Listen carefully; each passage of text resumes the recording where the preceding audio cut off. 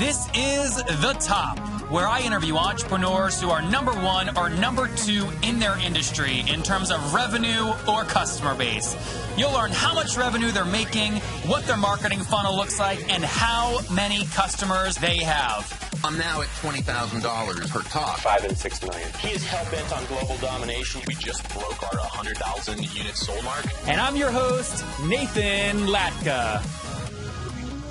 I just finished traveling Southeast Asia for 41 days, and I usually always get sick when I travel, and quite frankly, eating is difficult for me. It's hard to find a restaurant, and I'm spoiled in Austin with my personal chef. Well, I took these little packets with me this time, 30 of them, in my carry-on suitcase. They kept me totally healthy with 11 different secret ingredients. You can see them at nathanlatka.com/juice. I'll tell you more later on in the show. That's nathanlatka.com/juice. Top Tribe, you know I don't have a lot of time to waste. That's why I use FreshBooks to send out invoices and make sure I'm collecting my money. To get your free month, go to nathanlatka.com/FreshBooks and enter the top in the How Did You Hear About Us section. This is episode 641. You're in for a treat today, guys. This guy is number one in the medtech space. He has over $25 billion in exits. Those are companies that he founded that he has sold. He's obviously older, 60s and 70s, but he's raised over $2 billion across all his companies. He's now launching a brand new company in the phototherapy space, and he thinks it's $1 billion bet. Listen to the whole episode to see if you agree. And remember to tune in tomorrow morning where we'll get Ben Canty on with Park Evergreen. They charge $100 per month for airport parking space to help you park faster.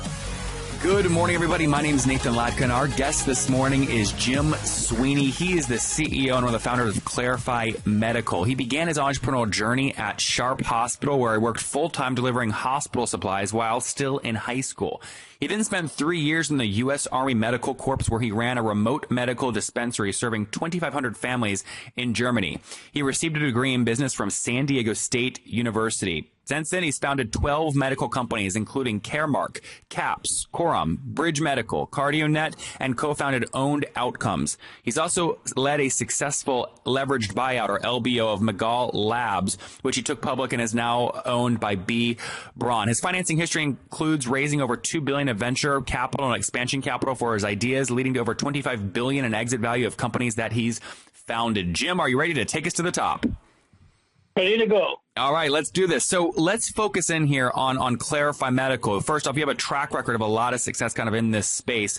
Tell us what Clarify Medical does and what's your business model? How do you generate revenue? So Clarify Medical has first mover advantage in the dermatology space. Basically, one of the very well-established treatments for various kinds of skin diseases, including psoriasis, vitiligo, and eczema, is phototherapy. Mm-hmm. The problem is you have to go to a doctor's office 3 or 4 days a week in LA traffic, 2 hours. It's just that people don't do it. So we've developed a device and are seeking FDA clearance in the next few months that will enable people to self-treat at home. Using a smart app, we're able to surveil what they're doing, prevent them from overutilizing a device, communicate all of that information directly to the physician. So we'll be launching this product via the internet directly to patients as soon as they receive FDA clearance. And you call this the Clarify Mobile UVB treatment system, and you say it's really an effective treatment for what? Plaque psoriasis, eczema, and whatever. What else? Anything else? Vitiligo, which is the changing color of the skin. Okay, got it. And how many, let's just take an American market. How many Americans do these three things affect on an annual basis? 33 million. Over 33 million? Yes, and it's amazing when you talk to people, like every single person I've talked to has a family member or someone they're close to that has one of these problems. Fascinating. And would you consider the product, I mean, you have software, deeply built into this thing. Is it more of a hardware product or more of a software product in your opinion? Well, I hate to get into cliches, but it's the Internet of Things where we're taking dumb devices and making them smart by connecting them to a smartphone. So we're able to surveil patients. We're able to send them messages. We're able to communicate directly with them and be a care partner with them via the smartphone technology. And this isn't your first rodeo. You've done this many, many, many times. Remind us again. So you founded 7, 8, 9 companies, and you've raised how much in venture capital? A little over $2 billion. $2 billion. And in terms of exit value, what was that number? little north of $25 billion. And how have most of exits matured? Are you selling to larger kind of medical companies or folks in the medical space? All of the above. There's been 3 exits via IPO, a number of exits via sale, and then some of those companies are still operating. For example, CardioNet is approaching about a $500 billion market cap currently. Are they public? They are. Got it. CardioNet. Very good. And then talk just real quick, because it's, I've had a few folks that have done LBOs on, but no one in the medical space that's done an LBO. So explain to us what you saw in McGaw Labs that made it a great target for you to go do a leverage buyout on. That's a great question. It was a 60-year-old company that was the third in a 3-horse race. They only had 10% market share. The other 2 companies had 45. Of what market? I had formerly of the IV solution market. I had been an employee of the company in prior years, and so I acquired the company with prior knowledge of what their issues were, and I was able to reshape the jungle, so to speak, by selling hospitals pre-mixed solutions using my IVs and taking substantial market share from competitors, which led to about a 6.5 time ROI for investors in 3 years. Now, that deal, I think, was based on my research, mid-October 1990, and it was you bought it for about $200 million. How did you value the business? What were the assets? How did you get to that valuation? That's a funny story. I was the 12th bidder for the company. I came into the company with 11 other bidders, and I said to the Clayton and Duvalier, I said, so what's it going to take to buy this company? And they gave me a number, and I said, okay, I'll do it. And I bought the company out ahead of those other 12 bidders because I was willing to pay asking price, knowing that I could leverage the company substantially more than other people realized. The other thing importantly I did was I made every single employee in a 60-year-old company, about 4,000 employees, every single employee became a shareholder. And when they went from being an employee to being a shareholder, they switched almost overnight their attitudes from being an employee to being an owner. And I think that made the difference. And when you, the $200 million that you used to buy that company, I mean, was that just you using your own capital that you made from prior ventures, or have you put together a small fund, or what? No, DLJ and Alex Brown and I, the 3 of us, bought the company. Got it.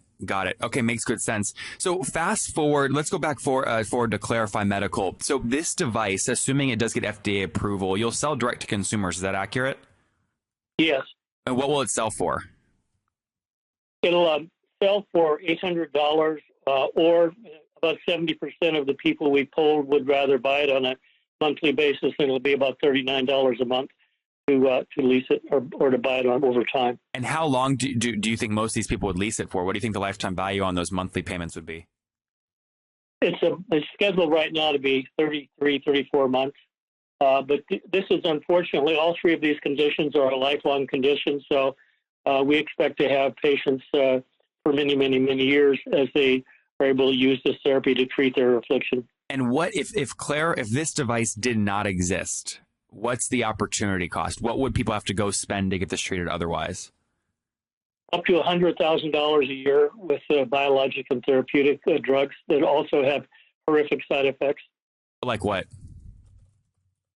Various, basically, kinds of steroidal treatments and drug treatments that are approved, but and could be used. But if they are used, they should be used after you've used phototherapy, because phototherapy is so inexpensive and so without any kind of side effects.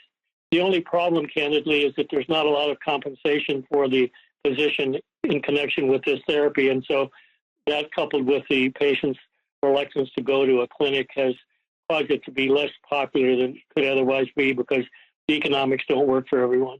And then the other thing I mentioned is that with the questions regarding Obamacare, I'd like to take credit for having had the insight. It was dumb luck that led us to go directly to consumers, because right now there's a hold button over anything having to do with third-party payments, given the uncertainty about what's going to be funded in the future. So do you think that'll be a trend moving forward? I think that it'll take 2 years to sort it out one way or the other. My guess is it'll be some combination. There are some good things about Obamacare that will probably be kept. but a good portion of it will be junk. The truth is the whole cost of Obamacare hadn't yet been exposed. When all the subsidies went away in 2018, it was going to cost us over $20,000 per family per year for health insurance. That's ridiculous. That's crazy. For on average, how many people in a family? 2.3 or something. Okay.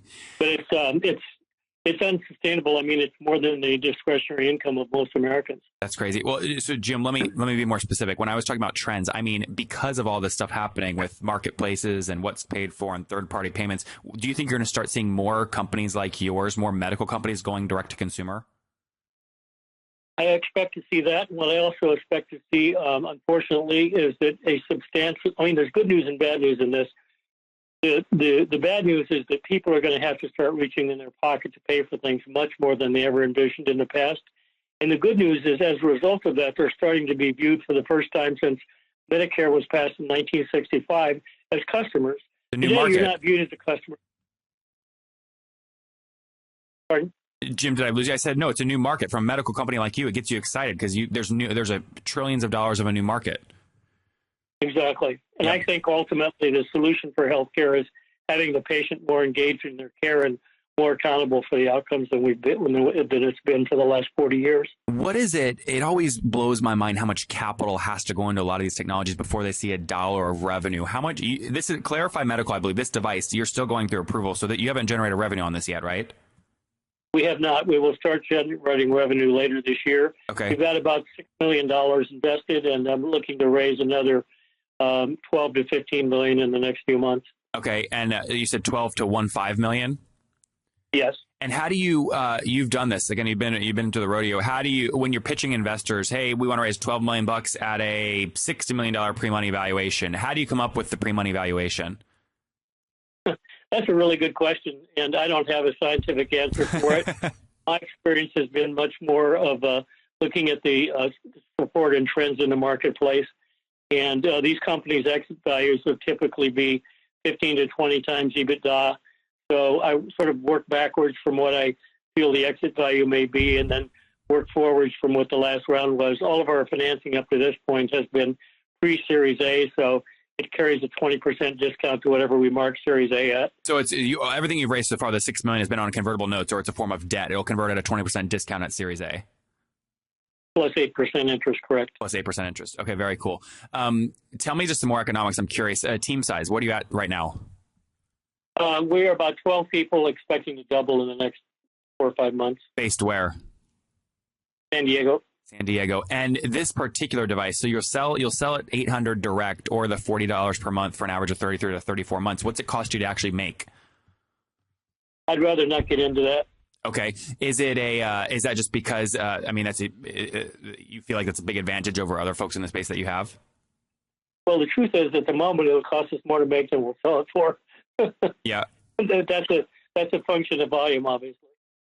Got it. But I guess what I'm actually getting at is you have two components, a software component and there's a physical piece to this. So usually when people don't want to reveal cost of goods sold, it's usually because it's either way more expensive than what they're selling it for, so they're losing money on every sale, or they've tapped into some unique thing where their costs are so low they don't want competitors to know how low the cost is. For you, it sounds like it's more expensive right now.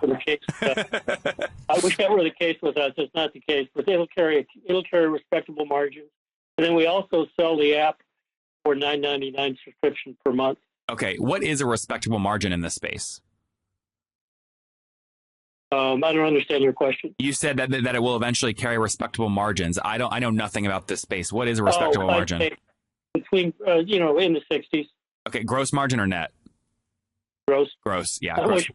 I was going to say that's you're going to have more people competing with you if your net margin 60%. No kidding. All right, very good, Jim. This is an interesting space to be in. You said one of the ways you get to valuation is you look at exit value, then work your way backwards. What do you think this company exits for, IPOs for eventually? I don't do companies that don't hit $1 billion, so that's my goal. I'd say it'll be somewhere between $500 million and $1 billion on exit value.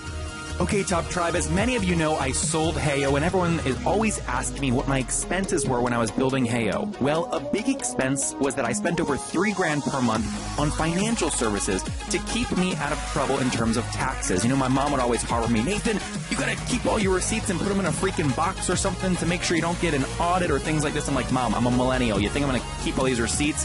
I now use FreshBooks. I use their mobile app to take a picture of receipts, and it makes taxes a cinch. Additionally, I don't have to hire a $3,000 per month person to manage all my finances. It's like saving so much money, and my mom's happy. Additionally, I don't waste a bunch of time creating invoices. I use their templates, and I can avoid using Word templates or Excel files. I just use FreshBooks to quickly send out invoices, and it works like a charm. To get your free first month, go to nathanlatka.com/FreshBooks and enter the top in the How Did You Hear About Us section. Again, go to nathanlatka.com/FreshBooks and enter the top in the How Did You Hear About Us section. There you guys have it from Jim. Jim, let's wrap up here with the famous 5. Number 1, what's your favorite business book? Oh, my God, there's so many. 0 to 1. Peter Thiel. Yeah. Number 2, is there a CEO you're following or studying right now? No. I'm much more focused on the founders of various companies and what we're doing to navigate our way through a very uncertain time in healthcare. Which founder are you following the closest? There's so many I wouldn't even know where to begin. All right, number 3. Okay. Go ahead. Were you going to give a name? Go ahead. Give a name if you have one. David Hale, who's had an unbelievable track record. I follow him closely. He incidentally also happens to be our chairman, but he's done a large number of dermatology companies, and so I'm really learning the dermatology space from him. Number 3, is there a favorite online tool you have, like Acuity Scheduling? Favorite online tool? Goodness, nothing comes to mind. All right, number 4, how many hours of sleep do you get every night? Somewhere between 4 and 6. Okay, so not bad. And what's your situation? Married, single, do you have kids? I'm single, and I do have kids. Single. How many kiddos? Are they all out of the house at this point? Yes, they're both grown and out of the house. All right. And how old are you, Jim? 74. Okay, last question. Take us back 54 years. What do you wish your 20-year-old self knew? What did I know at 20? What do you wish you knew? Like, looking back, what's a lesson you wish you knew? Yeah. That's a good question. I guess I wish I knew that the government would have the amount of influence on healthcare that they have today. I didn't foresee that being as traumatic as it's been. So there you guys have it from Jimmy. Wishes he knew how big a hand the government would have in healthcare back 54 years ago. Folks, he's raised over $2 billion in venture capital, over $25 billion in exits. A guy that really understands how to recognize opportunity. Now building Clarify Medical, which helps, again, with PhotoTherapy, a direct-to-consumer model, an app for $9 per month. Plus, folks can pay for the actual device, $800 one time, or between $30 and $40 per year. It's pending, and they're working on getting FDA approval here shortly. $6 million raised in convertible notes, 20% discount, 8% interest, pretty standard. Looking to do a $12 to $15 million round here in the next 2 to 3 months, and feels like this business will exit for somewhere between $500 million and $1 billion. Jim, we're rooting you on. Thank you for taking us to the top. Thanks very much. Nice talking with you. If you enjoyed today's episode with James, and I think it was what an episode, unbelievable. You'll love yesterday's episode with Bill Bryce with Pronto Sign. They just passed 300 enterprise customers with $50,000 to $500,000 in annual contract value to help manage secure signatures at scale. It would mean the world to me if you guys got any value from this episode, if you would go leave a review on iTunes right now and then subscribe. You know, I hustle like heck to get these episodes out every freaking day for you guys, and trust me, I love it. I would do it with no listeners, but boy, oh boy, it makes my day and it makes my team's day when we see great reviews and get your feedback. So thanks so much. Okay, Top Tribe, I love giving away free money. I feel like Oprah giving away cars, and I have something special for you today.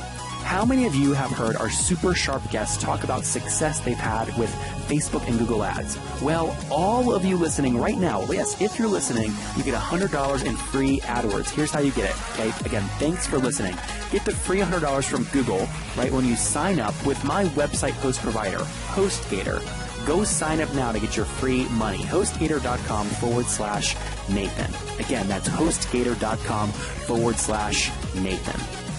So guys, I'm so glad to be back in Austin. I just got back from a major tour of Southeast Asia, went to Sydney, Bangkok, Bali, and Japan. And, I always get sick when I travel. And this particular trip, my gosh, 15 different airports, 20 different hotels. I mean, imagine flushing in airport bathrooms. I was worried about germs and getting all the nutrition I need. I mean, finding a restaurant in Japan, difficult because nothing's in English. So it's hard enough to figure out the train system. But my point is, I had a guy named Drew Canoli on the show who said, Nathan, if you're concerned about that, take these little green packets with you. You just mix them once per day with water. They'll keep you super healthy. You get all your nutrients, and they'll keep you from getting sick. So I took them, and guys, they worked unbelievably well. I got no sickness, just mixed them with water once per day.